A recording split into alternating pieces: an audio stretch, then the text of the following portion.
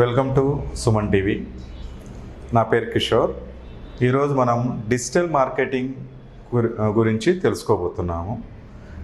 Digital marketing ఎలాంటి concept అంటే technical background, non technical background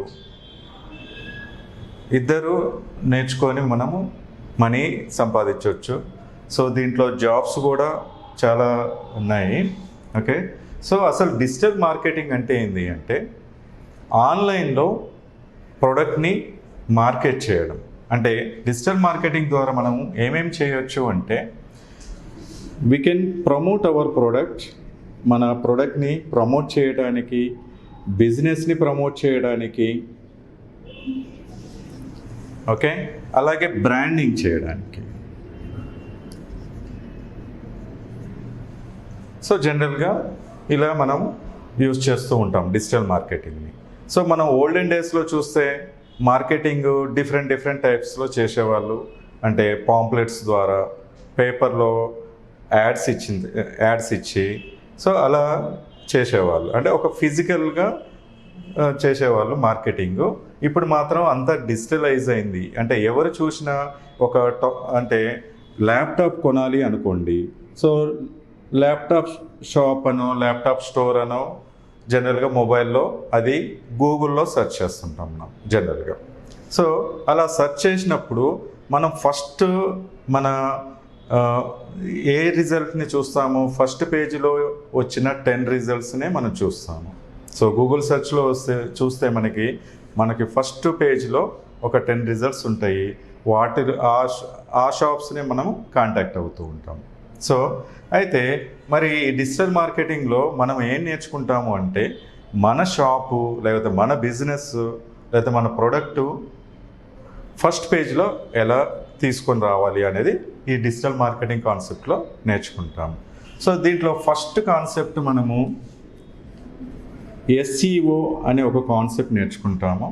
so SEO అంటే ఏంటి అంటే సెర్చ్ ఇంజిన్ ఆప్టిమైజేషన్. ఈ సెర్చ్ ఇంజిన్ ఆప్టిమైజేషన్ టాపిక్లో అసలు గూగుల్ సెర్చ్ ఎలా పనిచేస్తుంది. ఓకే, మనం జనరల్గా గమనించి చూస్తే గూగుల్ సెర్చ్లో మనకి సెర్చ్ చేయగానే ల్యాప్టాప్ స్టోర్ ఇన్ అమీర్పేట్ అని మనం టైప్ చేయగానే స్పాన్సర్డ్ అని ఒక హెడ్డింగ్ ఉండి అక్కడ కొన్ని 2-3 రిజల్ట్స్ వస్తాయి. అలాగే ప్లేసెస్ అంటాం మనము, ప్లేసెస్ అని ఇంకొన్ని రిజల్ట్స్ వస్తుంటాయి. ఆ తర్వాత మళ్ళీ కొన్ని రిజల్ట్స్ వచ్చాయి. ఇవే కాకుండా మళ్ళీ సైడ్లో ఇమేజ్ ఉండి సమ్ అడ్రస్, ఫోన్ నెంబరు, రివ్యూస్తో ఇంకొక రిజల్ట్ వస్తుంది. ఇట్లా ఒక 4 టైప్స్ ఆఫ్ రిజల్ట్స్ కనిపిస్తాయి. సో మనం ఈ డిజిటల్ మార్కెటింగ్లో SEOలో అసలు గూగుల్ సెర్చ్లో ఎన్ని కేటగిరీస్ ఉన్నాయి, ఏవి ఎలా వస్తున్నాయి అనేది కూడా మనం తెలుసుకుంటాము. సో దీంట్లోనే కీవర్డ్స్ గురించి. కీవర్డ్స్ అంటే అసలు యూజరు ల్యాప్టాప్ షాప్ అని సెర్చ్ చేస్తున్నాడా, ల్యాప్టాప్ స్టోర్ అని సెర్చ్ చేస్తున్నాడా, ఓకే, ఎలా సెర్చ్ చేస్తున్నాడు అనేది కీవర్డ్ అనాలిసిస్ అని ఒక టాపిక్ ఉంటుంది. కీవర్డ్ అనాలిసిస్లో ఏ కీవర్డ్స్ ఎన్నిసార్లు సెర్చ్ చేస్తున్నారు, అంటే యావరేజ్ మంత్లీ 1000 టైమ్స్ సెర్చ్ చేస్తున్నాడా, 10,000 టైమ్స్ సెర్చ్ చేస్తున్నాడా, ఏ కీవర్డ్ ఎంత కాంపిటీషన్ ఉంది. అంటే ఒక కీవర్డ్ తీసుకుంటే హై లెవెల్ కాంపిటీషన్ ఉండొచ్చు, లో లెవెల్ కాంపిటీషన్ ఉండొచ్చు. సో వీటి గురించి అంటే కీవర్డ్ అనాలిసిస్లో మనము ఏ కీవర్డ్స్ మనము మన వెబ్సైట్కి యూజ్ చేయాలి, మన బిజినెస్కి యూజ్ చేయాలి అనేది కీవర్డ్ అనాలిసిస్లో మనం డిస్కస్ చేస్తాం. సరే, ఇక్కడ మనం కీవర్డ్స్ని మనము అంటే సెలెక్ట్ చేసుకున్న తర్వాత ఆ కీవర్డ్స్ని ఎలా ప్లేస్ చేయాలి అనేది ఆన్ పేజ్ ఆప్టిమైజేషన్లో నేర్చుకుంటాం మనం.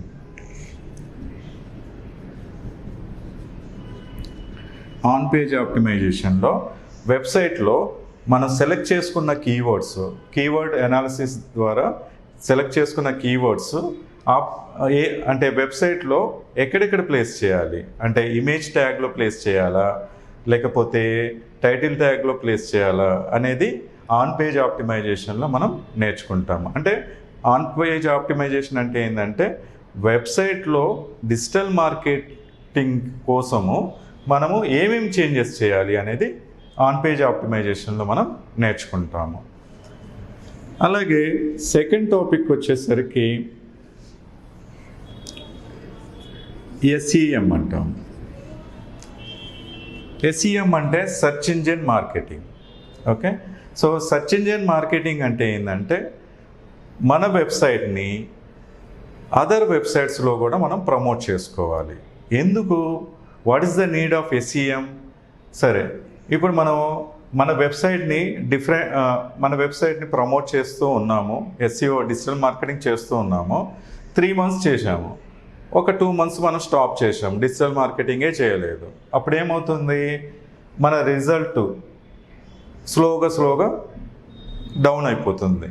ఓకే, అంటే మన గూగుల్ సెర్చ్లో మన వెబ్సైట్ రావడం అనేది తగ్గిపోతుంది. అయితే SEM చేయడం వల్ల ఏమవుతుందంటే అదర్ వెబ్సైట్స్ అంటే ఏంది? క్లాసిఫైడ్ వెబ్సైట్స్లో, బ్లాగ్స్లో, ఫోరమ్స్లో, వెబ్ డైరెక్టరీస్లో, వాటిలో మన వెబ్సైట్ గురించి మనం ప్రమోట్ చేసుకోవాలి. అంటే అవర్ వెబ్సైట్ కేటగిరీ అంటే మన వెబ్సైట్ కేటగిరీ ఇది, URL ఇది, ఓకే, మా దాంట్లో కంటెంట్ ఇలా ఉంటుంది అని మనము ఆ వెబ్సైట్లో మనం ప్లేస్ చేసినప్పుడు ఏమవుతుంది అంటే అవి మనకి బ్యాక్ లింక్స్ లాగా వర్క్ అవుతాయి.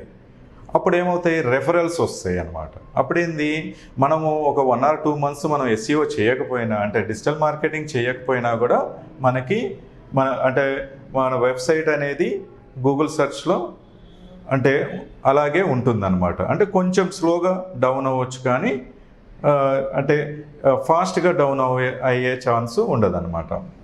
సో నెక్స్ట్ వచ్చేసరికి అందరికీ తెలిసిన టాపిక్ సోషల్ మీడియా మార్కెటింగ్. అందరికీ ఫేస్బుక్ అంటే తెలుసు, ట్విట్టర్ అంటే తెలుసు.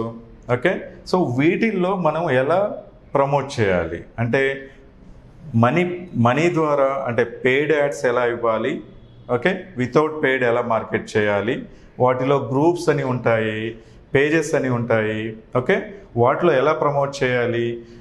అయితే సోషల్ మీడియా ప్లాట్ఫామ్స్ ద్వారా కూడా మనము లీడ్స్ జనరేషన్ కూడా మనం చేయొచ్చు.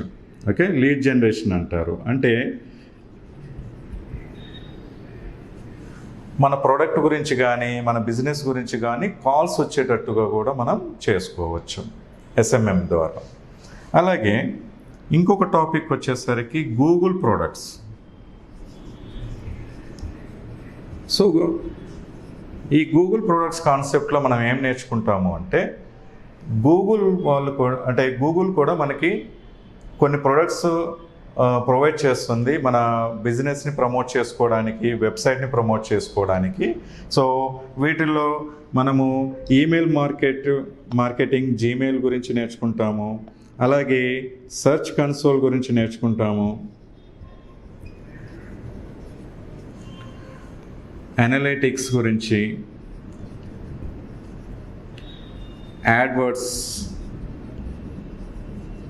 యాడ్సెన్స్.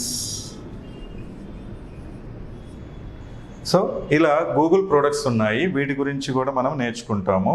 జీమెయిల్ ద్వారా ఏంటంటే ఒక ఈమెయిల్ టెంప్లెట్ చేసుకొని మన వెబ్సైట్ని కానీ, బిజినెస్ని కానీ, ప్రోడక్ట్ని కానీ మనం మార్కెటింగ్ చేసుకోవచ్చు. మనము చూస్తూనే ఉంటాం, మనము ఈమెయిల్స్లో మనకి ప్రమోషనల్ ఈమెయిల్స్ వస్తూ ఉంటాయి, దాంట్లో ఇమేజెస్ ఉంటాయి, మనం క్లిక్ చేస్తే వాళ్ళ బిజినెస్ సైట్కి వెళ్తుంది, ఓకే, ఆఫర్స్ డిస్ప్లే అవుతుంటాయి. అలా జీమెయిల్ ద్వారా మనం ఎలా మార్కెటింగ్ చేయొచ్చు అనేది నేర్చుకోవచ్చు. అలాగే సెర్చ్ కన్సోల్ అని ఉంది. సో ఈ సెర్చ్ కన్సోల్ ద్వారా ఏంటంటే మనం కొత్తగా ఒక వెబ్సైట్ క్రియేట్ చేసుకున్నప్పుడు అది మనకి తప్ప వేరే వాళ్ళకి తెలియదు. అదే ఫ్రెండ్స్కి ఏం చేస్తాం, మనము వాట్సాప్ ద్వారా ఓకే, మా కొత్తగా వెబ్సైట్ నేను క్రియేట్ చేసుకున్నాను, నా వెబ్సైట్ని ఒకసారి చూడు అని మనం చెప్తుంటాము. అయితే సెర్చ్ కన్సోల్ ద్వారా మనం ఏం చేస్తాము అంటే మన వెబ్సైట్ ఇది, వెబ్సైట్లో ఇన్ని పేజెస్ ఉన్నాయి అని గూగుల్కి సబ్మిట్ చేస్తాం. ఓకే, అంటే మన website URLs search console product ద్వారా గూగుల్కి సబ్మిట్ చేస్తాం. అప్పుడు గూగుల్ ఏం చేస్తుంది, ఎవరైనా వాచ్ షాప్ ఇన్ హైదరాబాద్ అనో లేకపోతే ఏదైనా కీవర్డ్ టైప్ చేసినప్పుడు ఆ కేటగిరీ వెబ్సైట్ మనదైతే గూగుల్ ఆల్రెడీ గూగుల్కి ఆల్రెడీ మనం సబ్మిట్ చేశాం కాబట్టి మన వెబ్సైట్ను కూడా డిస్ప్లే చేసే ఛాన్సెస్ ఉంది. అలా గూగుల్కి మనము సబ్మిట్ చేయడం వల్ల అందరికీ మన వెబ్సైట్ రీచ్ అయ్యే ఛాన్సెస్ ఎక్కువగా ఉంది. అదే కాకుండా సెర్చ్ కన్సోల్లో ఇంకా గూగుల్ ఏం చేస్తుంది అంటే ఏదైనా వెబ్ పేజ్ వర్క్ అవ్వకపోయినా 404 ఎర్రర్ నాట్ ఫౌండ్ అని ఏమైనా వచ్చినా కూడా మనకి డిస్ప్లే చేస్తుంది. నెక్స్ట్ అనలైటిక్స్కి వచ్చేసరికి ఎలా అంటే మన వెబ్సైటు ఏ ప్లాట్ఫామ్ నుంచి సెర్చ్ చేస్తున్నారు అంటే విజిట్ చేస్తున్నారు, ఎంతమంది విజిట్ చేశారు, ఏ కంట్రీస్ నుంచి ఏ సిటీస్ నుంచి విజిట్ చేశారు, ఏ బ్రౌజర్ వాడారు, మొబైల్ వాడారా, మొబైల్లో ఎంతమంది చూశారు, ల్యాప్టాప్లో ఎంతమంది చూశారు, ఇలా యూజర్ యొక్క అనలైటిక్స్ రిపోర్ట్ అనేది అనలైటిక్స్లో ఉంటుంది. అలాగే యాడ్వర్డ్స్, గూగుల్ యాడ్వర్డ్స్ ద్వారా మనం ఏం చేయొచ్చు అంటే పెయిడ్ యాడ్స్ మనం ప్లేస్ చేయొచ్చు. దీని ద్వారా ఏమవుతుంది, మనం క్రియేట్ చేసిన యాడ్స్ గూగుల్ సెర్చ్లో మనకి అలాగే వేరే వాళ్ళ వెబ్సైట్స్లో అదర్ వెబ్సైట్స్లో కూడా మనకి డిస్ప్లే అవుతాయి అన్నమాట. అలా కూడా మనకి ప్రమోషన్స్ అవుతుంది. అలాగే యాడ్సెన్స్, కొంతమంది అంటుంటారు లైక్ డిజిటల్ మార్కెటింగ్ నేర్చుకొని ఇంత అమౌంట్ ఎర్న్ చేశాను, అంత అమౌంట్ ఎర్న్ చేశారని. అయితే అసలు ఆ అమౌంట్ ఎర్న్ చేయడం అనే కాన్సెప్ట్ అనేది యాడ్సెన్స్లో వస్తుంది. ఓకే, అంటే యాడ్సెన్స్ అకౌంట్ క్రియేట్ చేసుకున్నప్పుడు గూగుల్ ఏం చేస్తుంది అంటే మన వెబ్సైట్ మొత్తాన్ని తరోగా చెక్ చేసి ఓకే కంటెంట్ పాలసీ ప్రకారము కంటెంట్ ఉందా లేదా చెక్ చేసుకొని అప్రూవ్ చేసిన తర్వాత మనము యాడ్స్ క్రియేట్ చేసుకొని మన వెబ్సైట్లో ప్లేస్ చేసుకున్నప్పుడు ఏమవుతుంది అంటే వేరే వాళ్ళు ఆ యాడ్స్ మీద క్లిక్ చేసినప్పుడు మనకి 3 రూపీస్ నుంచి 18 రూపీస్ వరకు వచ్చే ఛాన్సెస్ ఉంది పర్ యాడ్. ఓకే, అలా మన వెబ్సైట్ ద్వారా కూడా అమౌంట్ మనం ఎర్న్ చేయొచ్చు. అయితే ఎక్కువగా అయితే అలా ఎర్న్ చేయాలంటే ఇన్ఫర్మేటివ్ వెబ్సైట్స్ కానీ ఎంటర్టైన్మెంట్ వెబ్సైట్స్కి కానీ ఎక్కువగా అమౌంట్ వస్తుంది మనకి. ఓకే, సో ఇలాగే స్కీమా అనే టాపిక్స్ ఉన్నాయి.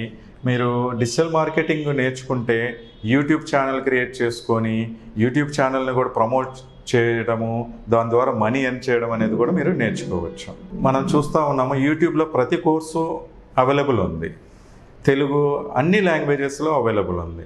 సో మనము యూట్యూబ్లో కూడా మనము డిజిటల్ మార్కెటింగ్ క్లాసెస్ విని నేర్చుకోవచ్చు, అలాగే మనీ ఎర్న్ చేయొచ్చు. అయితే ఇక్కడ ఒక కాన్సెప్ట్ ఏంటంటే చాలామంది అడుగుతుంటారు ఒకవేళ వెబ్సైట్ డిజైనింగ్కి కూడా W3 స్కూల్స్ ఉన్నాయి, డిజిటల్ మార్కెటింగ్కి యూట్యూబ్ ఉంది, కానీ అక్కడ ఒక్కటి మిస్ అయ్యేది కాన్సెప్ట్ ఏంటి అంటే వాళ్ళు అంటే క్లాసెస్ ఎలా ఉంటాయి అంటే డిజిటల్ మార్కెటింగ్ కాన్సెప్ట్ చెప్తారు, కానీ డిజిటల్ మార్కెటింగ్ అనేది ఏంటంటే ఒక్కొక్క బిజినెస్కి ఒక్కొక్క ప్రోడక్ట్కి ఒక్కొక్క రకంగా చేయాలి.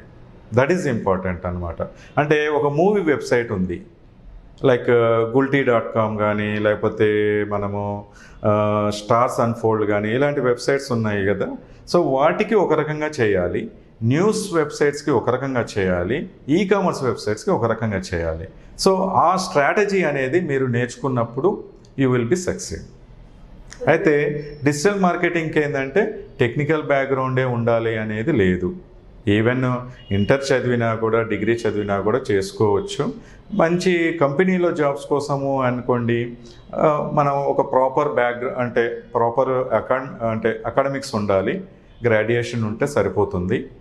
ఈ డిజిటల్ మార్కెటింగ్లో మీకు ఇంకా ఏమైనా డౌట్స్ ఉంటే కామెంట్స్లో మెన్షన్ చేయండి, మేము రిప్లై ఇస్తాము. Thank you for all.